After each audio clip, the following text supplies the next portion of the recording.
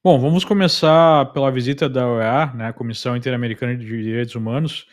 A minha expectativa é a mais baixa possível, né, porque a gente faz denúncias a essa comissão, desde que houve aquele primeiro bloqueio de uma revista, a Cruzoé, né, quando falou lá do amigo do meu pai, que foi censurada por uma decisão do Supremo. Talvez foi uma das primeiras decisões de maior relevo do inquérito das fake news, e até agora essa denúncia, né, não foi avaliada. Teve várias outras denúncias de várias outras pessoas e nada anda.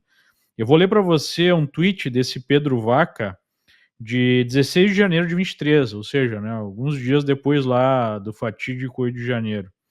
Ele, ele coloca em destaque uma matéria do Washington Post e que diz o seguinte: discurso de ódio aumenta no Twitter em seus maiores mercados após a aquisição de Musk. Musk cortou praticamente todos os funcionários no Brasil, permitindo um aumento descontrolado da desinformação que ajudou a alimentar os ataques desse mês aos centros de governo do país, né? Se referindo então às invasões lá dos prédios dos três poderes em Brasília. Ou seja, né, ele está aqui basicamente acusando o Twitter de ajudar, né, a fomentar o ataque. Então não me parece ser uma pessoa que tem uma visão muito neutra e que vá, de fato, defender a liberdade de expressão no Brasil.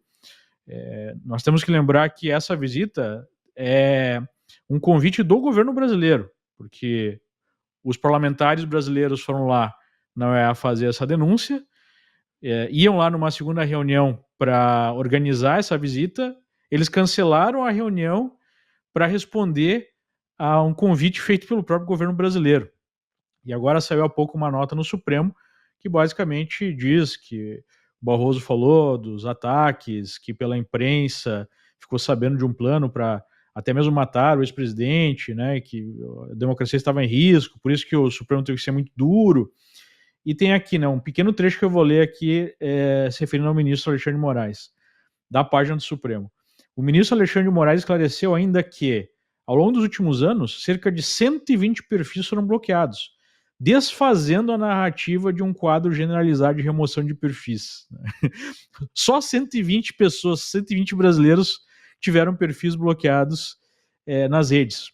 Segundo o ministro, isso não é muito, é só alguns perfis. Né? Ele diz que hoje são apenas 28 que mantêm esses perfis bloqueados. Né? Não sei de onde ele tira exatamente esses números. A percepção que a gente tem é que seriam mais pessoas do que esses 28, mas é isso que o ministro apresentou nessa conversa com a OEA. Né?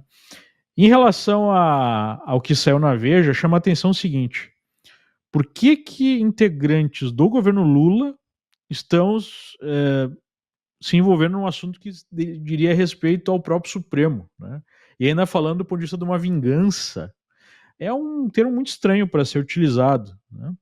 Mas o fato é que dificilmente, como o Ricardo Gomes colocou, eu acho que haveria uma ordem dessas, né? A não ser se fosse por um assunto muito grave. Agora, o que pode existir de fato, e eu acho que isso sim é bastante provável, é a pressão do governo americano para que o Brasil reestabeleça o Estado de Direito, reestabeleça a livre expressão, né, as garantias básicas, o direito de defesa, o devido processo legal, coisa que, infelizmente, não existe mais no país. E isso é um tema muito caro a Trump e ao seu entorno, porque Trump foi vítima de uma perseguição judicial. Né? Pessoas do círculo íntimo do Trump foram vítimas de perseguição política no Brasil. Não podemos esquecer que o Jason Miller, um dos chefes da sua campanha, ficou 4 horas retido no aeroporto de Brasília, tendo que dar explicações porque participou de uma conferência conservadora que ele, inclusive, ajudou a patrocinar. Né? Então, há uma percepção clara do governo Trump sobre o que acontece no Brasil. Não precisa nem ir tão longe, né? O Elon Musk é um dos investigados no inquérito sigiloso do Supremo, não podemos esquecer disso. Foi um dos responsáveis por abrir parte dessa caixa preta, né, levando ao Congresso americano as ordens de censura contra, especialmente pessoas da direita durante o processo eleitoral, sem direito à defesa, né? Enfim, ao arrepio de tudo aquilo que a gente conhece como mínimo que as pessoas deveriam ter o direito. Então, o governo americano sabe o que foi feito no verão passado no Brasil e há a demonstração de interesse em tomar atitudes. A gente teve já os republicanos aqui, inclusive da Flórida, né? A Maria Salazar, que é a minha representante aqui de Miami, propondo um projeto de lei que já passou pela Comissão de Justiça, o equivalente à Comissão de Justiça da Câmara Americana, que define a perda de vistos americanos para autoridades de outros países que não respeitem as garantias fundamentais dos americanos, né?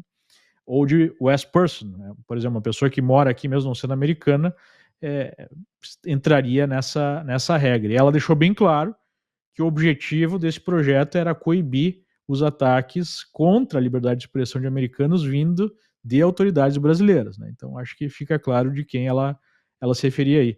Então há de fato um clima muito negativo para as autoridades brasileiras que estão à frente desse processo que a gente está vendo nos últimos anos, né? E eu acho que isso não vai mudar tão cedo. Se a OEA está se mexendo agora, é justamente com medo de perder as verbas lá dos Estados Unidos, porque o Trump já cortou verbas de outras instituições, como a gente já falou aqui. Não é em defesa da liberdade de expressão, infelizmente.